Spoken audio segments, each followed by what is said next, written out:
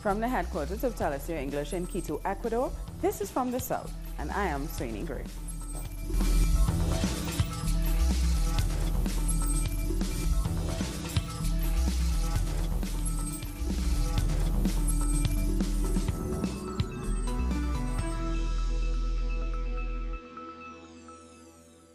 Argentinian social leader Juan Grabois was arrested during a protest on Tuesday. Grabois was demanding the release of 2 colleagues from the movement of excluded workers, as well as of 6 Senegalese street vendors when he was arrested. As he was being taken away, he said the extremism of the government has reached intolerable levels. After his release, he said that he had been mistreated by the police. The other detainees were also freed as well. We have suffered all kinds of abuse. We were arbitrarily detained, and we have been harassed due to our political affiliations. We ask the people to stand against these intimidation tactics that are happening at the same time that our country is being delivered to the International Monetary Fund, which would only plunder our resources and bring misery to our people. More than 5,000 cases of torture and abuse were recorded in Argentinian prisons in 2017, according to a report by the Office of the Penitentiary. Thousands of people suffered from physical attacks and were deprived of medical care and food. They were isolated and threatened among a variety of injustices. According to the report, there have also been 189 cases of torture under police custody. Experts say that torture is a structural, extended, and persistent element in the Argentinian penal system. The Peruvian Congress will meet in a few hours to approve President Martin Vizcarra's political and judicial reform bill. The Congress already approved the total reform of the National Council of Magistrates. The bill is the first of 4 slates of legislation to fight corruption. President Vizcarra was facing a major standoff with lawmakers over this legislation. On Monday, he invoked a constitutional procedure that could have ended with the dissolution of Congress. Venezuelan President Nicolas Maduro says that intelligence services knew of a plan to try to oust him from power. According to Maduro, it was meant to prevent his re-election. Of course, we knew about the conspiracy. It was the Bolivarian government that discovered this conspiracy. The conspirators and arrested them. It was the armed forces that arrested them and imprisoned them. The counterintelligence organizations of Venezuela. Of course, Rick, we knew about it. I said, Rick, in all the campaign, come lightning or thunder, there will be elections. Whoever comes out, we were ready for the elections and for the people to exercise their right to vote. If such a group had come out, probably even more people would have come out and voted, because nobody wants anyone to intervene and try and undermine Venezuelan democracy. President Maduro also spoke about his recent visit to China, where he signed 28 cooperation agreements. These include several that could double Venezuela's oil production by next year. We have not only sold 9.9% of the shares, so that the Chinese company gets to 49% of the joint venture in line with our hydrocarbons law, but a series of other investments, as I propose to the Chinese side, to get to 1 million barrels of oil a day for China. I calculate that in all we will invest approximately $5 billion together with China in the course of the year. In other developments, the latest group of Venezuelan migrants has arrived back in Caracas from Lima, Peru. The group of 90 was part of the Venezuelan government's return to the homeland program. Some of them said that they had suffered from xenophobic attacks.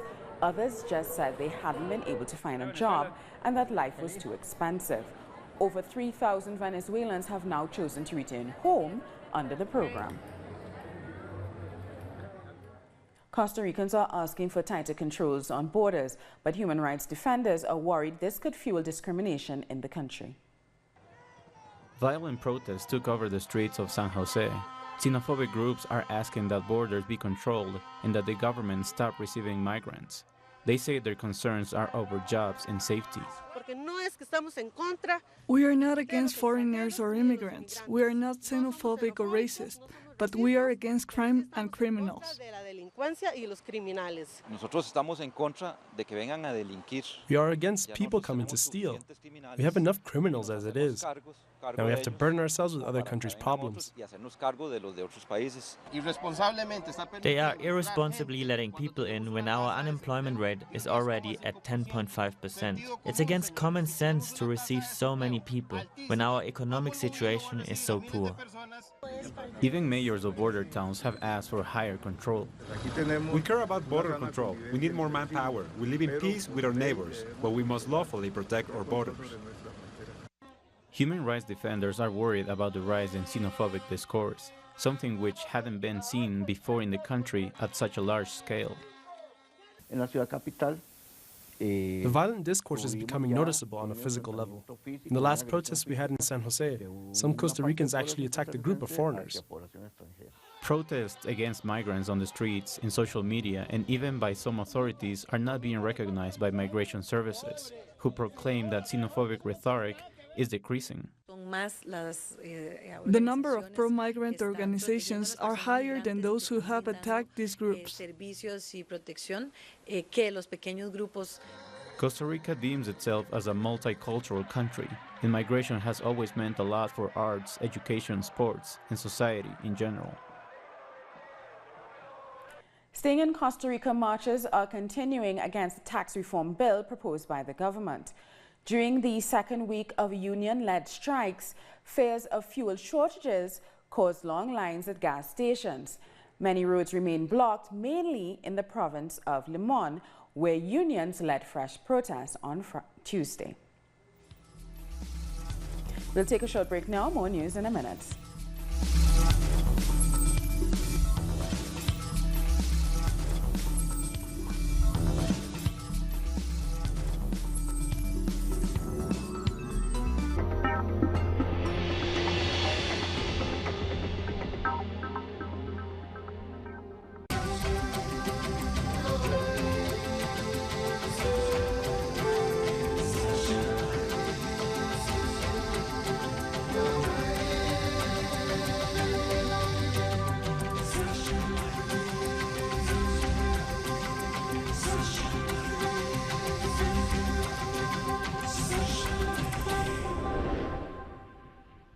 We are always there tracking the news.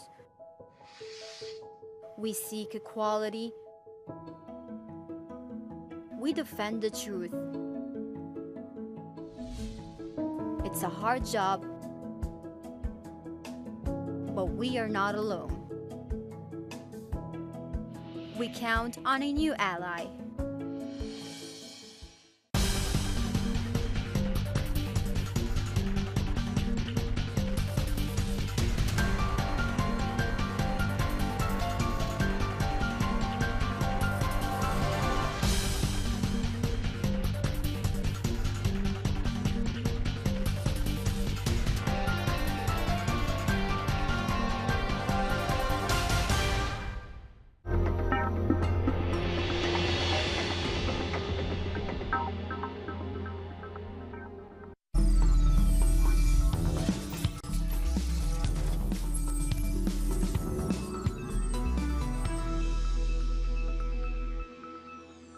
Welcome back. We start this section with news that Interpol has suspended Ecuador's extradition request against the former president, Rafael Correa.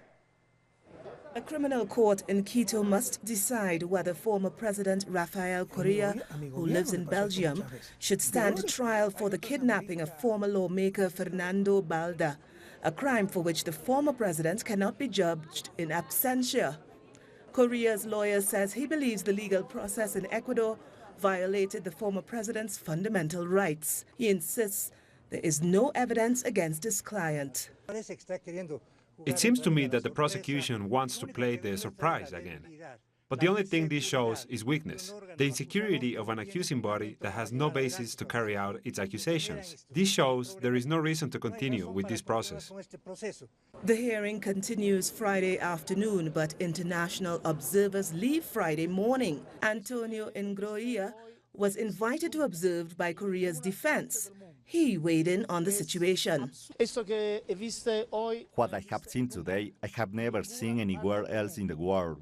It's absurd that the judge can allow a private accuser to insult the accused lawyer.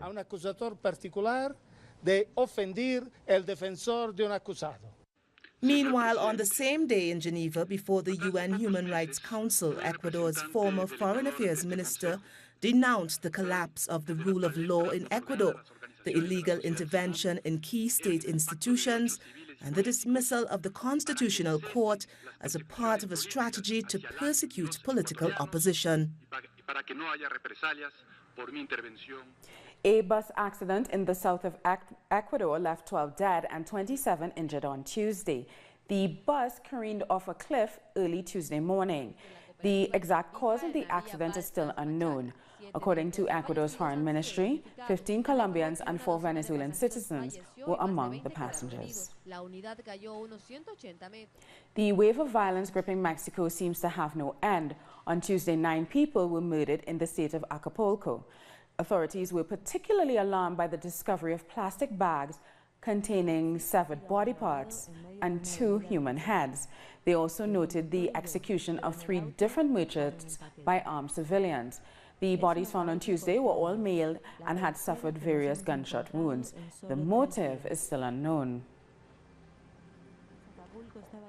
And Mexico remembers the victims of 2 devastating earthquakes which took place on the same day, decades apart. Pablo Perez has more from Mexico City.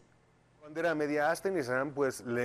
marks the 33rd and 1st anniversary of the 2 worst earthquakes to hit Mexico City in recent history. The first happened on September 19, 1985 at 7 a.m. and the second one happened last year on the same date at 1:14 p.m. A minute of silence will be held for the victims of both earthquakes. Many of the victims from last year's earthquake have still not been able to return to or even rebuild their homes due to a lack of government support. Victims also call out the lack of transparency in donations. Protests are being planned as well, which will include roadblocks and mass gatherings to demand justice and help from the government. However, protesters also plan to remember those who lost their lives during the quake. And 1 year after Hurricane Maria, Dominicans are looking back on all the progress made in rebuilding the island. The Dominican government released this video on Tuesday's anniversary. It highlights the massive effort it took to rebuild roads, hospitals and homes. 1 year on, electricity and communications have been mostly restored. Prime Minister Roosevelt Skerrit says the island has made significant progress in recovery. He also says the country's agricultural sector is back in full gear and millions have been spent on the tourism sector. Here to learn and to understand our type of building now, which is going to help us. We have a proper roof over our head at the health center. And I feel very happy that now I have my roof is on. Jamaica's parliament has voted to extend the zone of special operations in West Kingston. This means that the anti-crime measure, or ZOSO as it's commonly called, will now remain in place until January 2nd, 2019. The extension was supported by government and opposition lawmakers during Tuesday's lower house sitting. On Wednesday, legislators will vote on Prime Minister Andrew Holness's proposal to have the state of emergency in the St. Catherine North Police Division extended for another 3 months. Prime Minister Holness explains that the realities of crime and violence led to the decision to extend the security initiative. In a tweet, he hails the anti-crime measures as a success, saying these interventions have proven themselves. The decline in the national murder rate is 21% as of September 16, 2018. And in communities that have experienced positive change, the measures employed continue to be welcomed. Trinidad and Tobago's Prime Minister heads to Guyana to sign major agreements. According to the Office of the Prime Minister in Trinidad, discussions will focus on cooperation in the areas of agriculture, energy and security. The move comes as Guyana is in the midst of a burgeoning oil and gas economy. The private sector has been wary of Trinidad's involvement in Guyana's energy sector. Legal experts are expressing divergent views on Cuba's new constitution, which paves the way for same-sex marriage. Our correspondent in Havana, Laura Prada, tells us more. He is one of the sociologists who wrote the booklet Deconstructing Myths About Same-Sex Couples, a useful text that feeds into the debate taking place in Cuba over proposed constitutional reform, in particular the modification of Article 68, which would allow same-sex marriage. This booklet was collectively created based on a debate we knew Cuban society would engage in. After learning that Article 68 of the Constitution will be altered, well, the preliminary draft for constitutional change proposes a new definition for marriage. Experts agree that Article 68, which redefines marriage as the consensual and voluntary union between two people, is closely related to Article 40, which extends the rights of the people. In this, we ensure people will have equal rights from birth. We would not fulfill the principle of equality if we fail to accept that not only are we equal in terms of gender, skin color, and religion, but also in terms of sexual orientation. Pero no de orientación sexual. Entonces, es muy importante que aparezca en la Constitución. No discrimination because of sexual orientation or gender identity is now embodied in the new draft constitution. Porque precisamente en el texto actual se prohíben. Our right to express our sexual orientation, even our gender identity, is something essential to our dignity as human beings. But the wider interpretation as it relates to the principle of equality is that it was already included in this section that they intend to modify. Article 68 is very much in line with this principle. It introduces a reconfiguration of the constitutional definition of marriage in our country. Right now, this is regulated according to Article 76. Currently, this article definitely restricts the rights of a certain group of people who do not have the right to access this legal institution. El elemento que introduce es una reconfiguración de la regulación constitucional del matrimonio en nuestro país. On November the 15th, the Cuban people will end their debates on the constitutional reform, a project that promises a more inclusive society. We'll take a short break now. More news after this.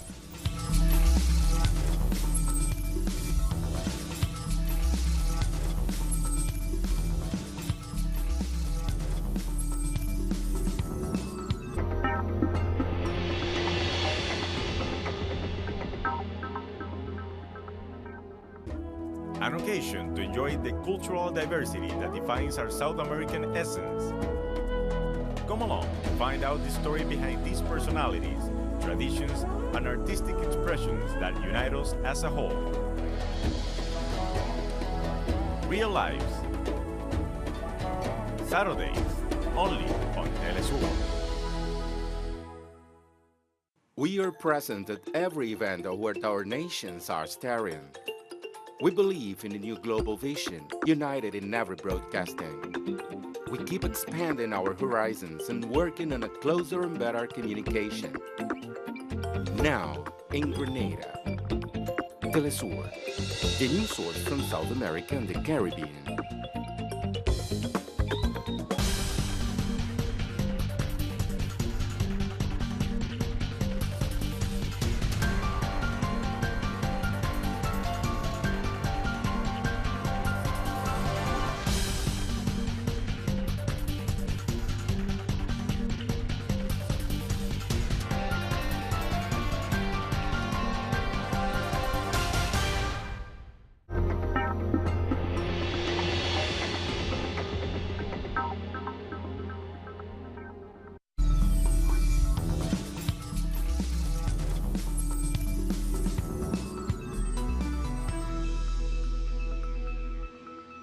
Welcome back. A step towards a new era of peace as North and South Korea sign a military agreement. They also issued a joint statement on inter-Korean relations, pledging to remove all threats that could cause disharmony within the region. On Wednesday, leaders of the two Koreas, Kim Jong-un and Moon Jae-in, signed the peace deal after the second round of summit talks in Pyongyang. North Korea has agreed to dismantle key missile facilities. Denuclearization efforts would include the permanent closure of test launch pads. The two Koreas' defense chiefs were signatories to a separate military accord aimed at diffusing tensions and preventing armed clashes. We adopted a military pact to end a history of brutal and tragic confrontation and hostility, and agreed to make efforts to turn the Korean Peninsula into a land of peace without nuclear weapons and nuclear threats. Promised President Moon Jae-in that I will visit Seoul in the near future. South and North Korea agreed on a denuclearization plan for the first time. It is a very meaningful outcome. The North has decided to permanently abolish the Tongchang-ri engine test site and missile launchers with the attendance of experts from relevant countries. And in a late-night tweet on Tuesday, U.S. President Donald Trump weighed in on the meeting. He wrote, "Kim Jong-un has agreed to allow nuclear inspections, subject to final negotiations, and to permanently dismantle a test site and launch pad in the presence of international experts. In the meantime, there will be no rocket or nuclear testing. Hero remains to continue being." Meanwhile, in a shock diplomatic twist at the historic Pyongyang summit, a commitment from the two Korean leaders to pursue a bid to co-host the 2032 Olympic Games. In a joint statement, Kim and Moon announced that North and South are also teaming up at international competitions, including the 2020 Olympic Games in Tokyo. They have agreed to participate jointly. Two people have been hospitalized after a car drove into pedestrians outside a mosque in London, UK.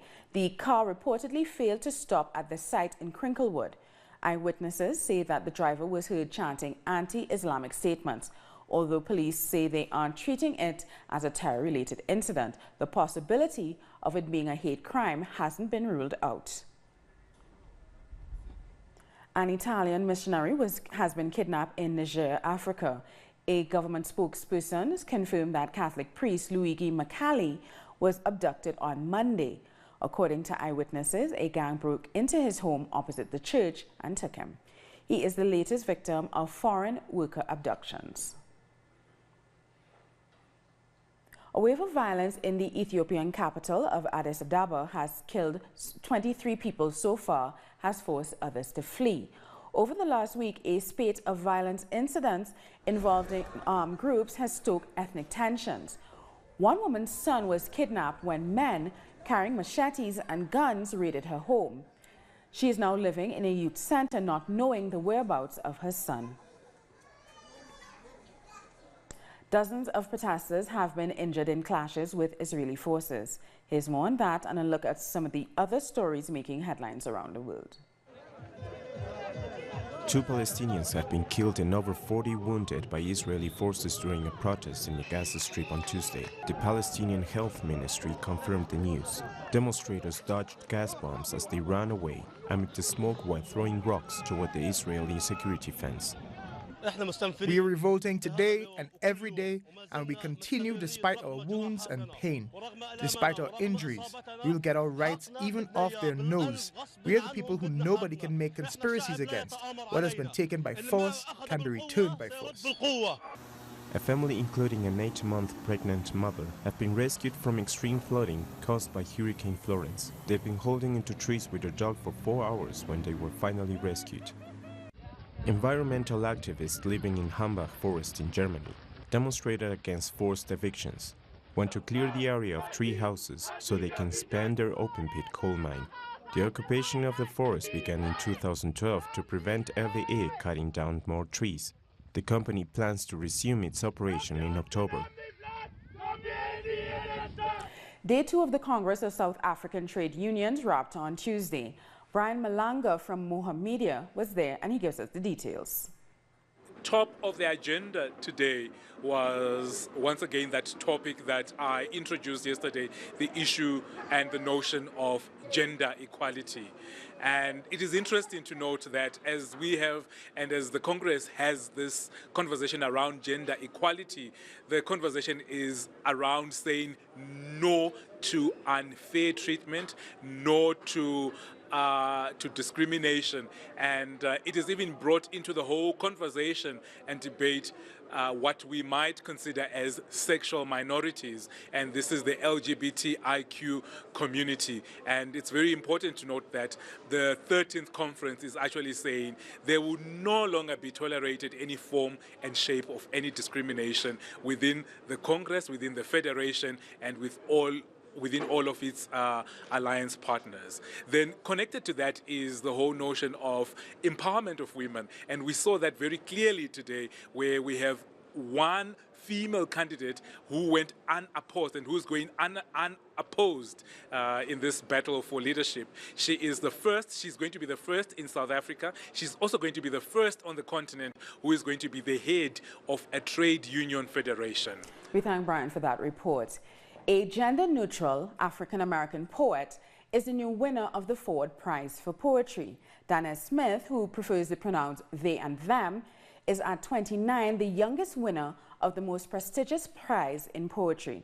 Their poems deal with race, gender, and sexuality, and their fiery poem, Dear White America, has over 300,000 views on YouTube. Dear White America, I've left Earth in search of darker planets, a solar system that revolves too near a black hole. I left a patch of dirt in my place, and many of you won't know the difference. Give it my name if it makes you feel better while you run your hands through its soiled scalp. We've come to the end of this news brief. For these and many other stories, you can find them on our website at telesiotv.net/English. And join us on social media, Facebook, Twitter, and Instagram. For Telesio English, I'm Saini Gray. Thank you for watching.